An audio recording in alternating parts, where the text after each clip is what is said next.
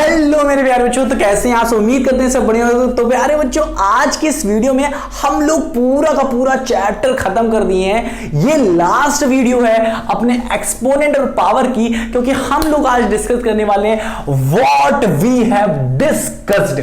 हम लोगों ने इस पूरे चैप्टर में क्या डिस्कस किया। हालांकि ये जो सीआरटी में जो 2 लाइनें लिख के दे दी है ना, सिर्फ यही नहीं डिस्कस किया, हम लोगों ने बहुत सारी चीजें पढ़ी कि एक्सपोनेंट क्या होता है, पावर क्या होता है, बेस क्या होता है, इनका यूज क्यों करते हैं। बहुत सारे लॉज देखे, छोटी छोटी चीजें देखी, जो लॉज जो होते हैं, जो लॉज तो नहीं होते बट हाँ उनका यूज जरूर हो जाता है। वो बहुत सारी चीजें हम लोगों ने देखी। फिर देखा कि बड़े बड़े नंबर को और छोटे छोटे नंबर को कैसे हम लोग यूजुअल फॉर्म को हम लोग कैसे स्टैंडर्ड फॉर्म में चेंज करते हैं, वो भी हम लोगों ने देखा। बस यही सारी चीजें हम लोगों ने देखी। उन सारी वीडियोस में बहुत अच्छे से हम लोगों ने सॉल्व किया, मजा आ गया।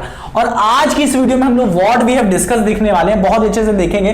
कुछ नहीं है यहाँ पे, देखो क्या चीजें कही गई है, ये चीजें देख लो। इस पूरे के चैप्टर में क्या चीज यहाँ पे दिया गया एनसीईआरटी में, देखो कह रहा है number with negative exponent obey the following laws of exponent. जरूरी नहीं है बाबू, जरूरी नहीं है कि ये जो एक्सपोनेंट हाँ, यहाँ पे एक चीज मैं बता दूं आपको स्टार्ट करने से पहले। जैसे कि देखो ये है हमारा 2 को छोड़ो 10 ही ले लेते हैं। देखो 10 सुन के बड़ा मजा आ जाता है। 10 का अगर लिखा हुआ है, ये ऊपर लिखा हुआ है 2, काफी लोग को लगता है ये होता है ये पावर, तो आज से याद रख लो ये पावर नहीं, ये होती है हमारा एक्सपोनेंट होता है। ये क्या होता है हमारा एक्सपोनेंट, ना कि पावर। पावर क्या होता है बताएंगे। ये होता है हमारा बेस, क्या होता है ये बेस होता है। इस बेस और एक्सपोनेंट को मिला के ये जो पूरा बनता है ना, इसको कहते हैं पावर। पावर पूरी होती है, आज ही नहीं, ये है पावर, ठीक है ना। अब देखो यहां पे भी आप इधर से भी देख सकते हो, कह रहा है नंबर विद नेगेटिव, पावर नहीं बोला, एक्सपोनेंट बोला, पावर नहीं बोला, क्या बोला, एक्सपोनेंट बोला। तो नंबर विद नेगेटिव एक्सपोनेंट का मतलब ये जो ऊपर आज तक आप पावर पावर कहते आए हो, तो number with negative exponent also obey these law. ये भी जरूरी नहीं है कि नेगेटिव एक्सपोनेंट हो, पॉजिटिव भी होगा तब भी फॉलो करेगा। इन्होंने यहां पे बताया स्पेसिफिकली कि अगर नेगेटिव होता है ना तब भी फॉलो करेगा, ठीक है। ये जरूरी नहीं है कि भाई नेगेटिव होगा तभी हम लगाएंगे फॉर्मूला, नहीं तो नहीं लगाएंगे, छोड़ देंगे। ऐसा नहीं करना है अपने को। अगर नेगेटिव दिया है तो कह रहा है कि नेगेटिव भी फॉलो करेगा, ठीक है ना।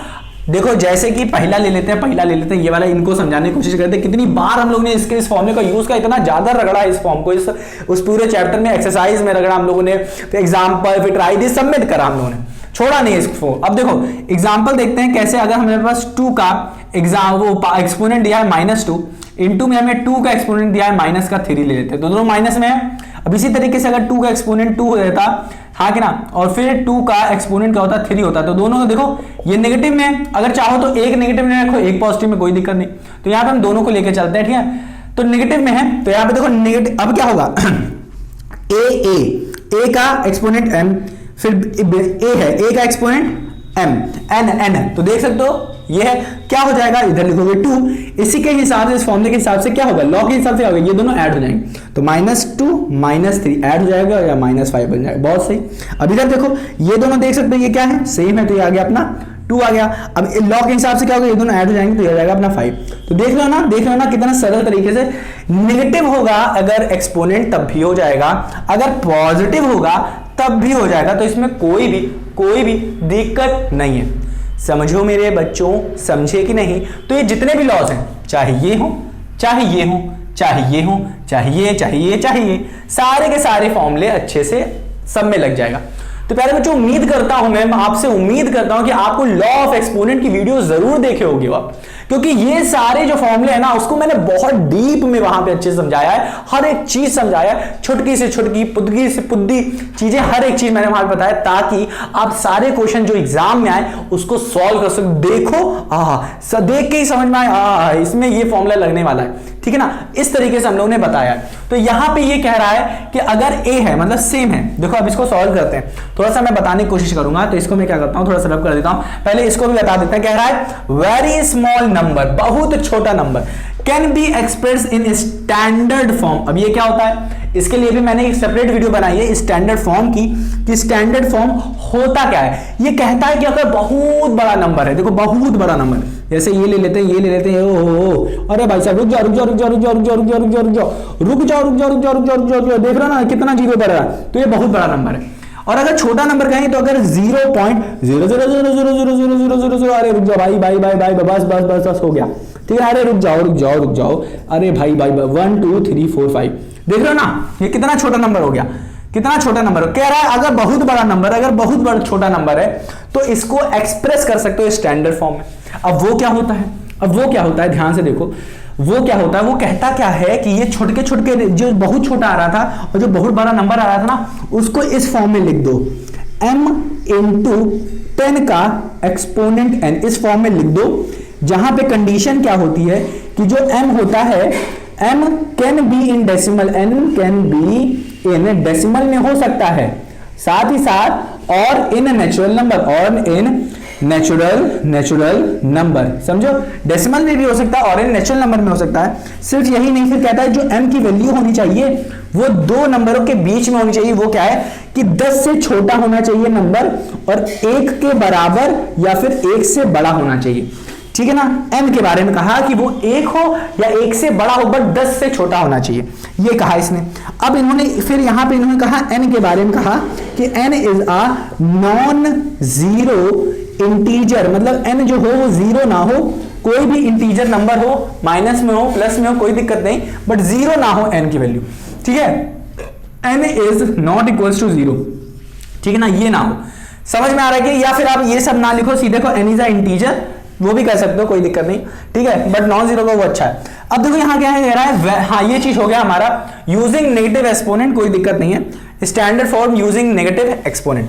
अब ध्यान से देखो, ध्यान से, अब सारे इनको देखते हैं, ये इन सबको देखते हैं, इन सबको देखते हैं। ये फॉर्मूला क्या है, अब मल्टीप्लाई की जगह जो हम लोग कर रहे थे 2 का एक्सपोनेंट ये लिख रहे थे, और फिर क्या हो जाएगा, ये अब डिवाइड हो जाएगा और 2 का एक्सपोनेंट हम मान लेते हैं 3, तो इसको कैसे लिखोगे, इसको कैसे लिखना है, बस आपको ये 2 क्या लिखना है, कॉमन ले लेना है और इन दोनों को माइनस कर देना है। मैं 2 - 3, मतलब आंसर वाले गाने क्या वाला है, 2 का एक्सपोनेंट -1, इसको लिख सकते हो 1/2 का एक्सपोनेंट 1, जिसको हम लोग कहते हैं 1/2, ठीक है। तो ये हो गया। अब इस तरीके से इसको क्या है, इसका मतलब क्या है कि अगर अपने पास 2 दिया गया है और इसमें हमें अंदर दिया गया है एक्सपोनेंट 3 दिया है, और ये ब्रैकेट के बाहर हमारा यहाँ पे ब्रैकेट के पास लगा है 2, तो क्या करना है, इन दो एक्सपोनेंट को बस मल्टीप्लाई कर देना है, मतलब 2 का एक्सपोनेंट क्या हो जाएगा, 2 × 3 × 2 हो जाएगा 6, आंसर ये आ जाएगा।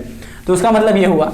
इसका मतलब क्या है कि अगर अपने पास क्या है, अगर अब देखो हमारा क्या था, हम लोग का बेस सेम था, एक्सपोनेंट डिफरेंट, अब कह रहा है बेस डिफरेंट हो एक्सपोनेंट सेम, इसका उल्टा, तो क्या हो जाएगा, अब क्या हो जाएगा, हमारा बेस डिफरेंट हो जाएगा, मतलब अगर 2 का एक्सपोनेंट 2 दिया है और हमें क्या है मल्टीप्लाई में अब 3 हो जाएगा, 3 का एक्सपोनेंट 2 हो जाएगा। ये अब देखो एक्सपोनेंट अब सेम आ रहा है, तो इसमें क्या हो जाएगा, अंदर की ये जो नीचे वाली वैल्यूज है, बेस जो है वो मल्टीप्लाई हो जाएगा, मतलब 2 × 3 हो जाएगा, और एक्सपोनेंट हमारा सेम हो जाएगा, मतलब ये हो जाएगा 2। तो यही चीज क्या है कि a और b मतलब 2 और 3 मल्टीप्लाई हो जाएगा और ये एक्सपोनेंट क्या हो जाएगा, सेम। अब यहां पे ये चीज जो दी गई है कि a का एक्सपोनेंट 0 = 1, इसको अगर समझना है y, अगर इसका समझना है y, ऐसा क्यों होता है बच्चों, ये होता है इतना मुझे पता है, मतलब क्या कि अगर लिखा है 10 का एक्सपोनेंट 0 तो ये हो जाएगा 1, अगर 8 का एक्सपोनेंट 0 लिखा है तो हो जाएगा 1, 100 का एक्सपोनेंट 0 लिखा है 1, मतलब कोई भी नंबर हो ना उसका एक्सपोनेंट अगर 0 लिखा है तो वो आता है 1, ठीक है ना, समझ में आ रहा है कि नहीं। तो इतना याद रखना है। बट अगर जानना चाहते हो वाई ऐसा क्यों, तो वीडियो नंबर फर्स्ट देखो, इंट्रो देखो, जहां पे मैंने अच्छे से पढ़ाया है एक्सपोनेंट क्या होता है, पावर क्या होता है, वहीं पे हम लोगों ने पढ़ा है कि ये कि a का एक्सपोनेंट 0 है तो वो 1 क्यों होता है, वो जरूर देखना, उसके लिए वो वाली वीडियो देखो। अब यहाँ पे ये लास्ट बात करते हैं और हमारा व्हाट वी हैव डिस्कस खत्म हो जाएगा।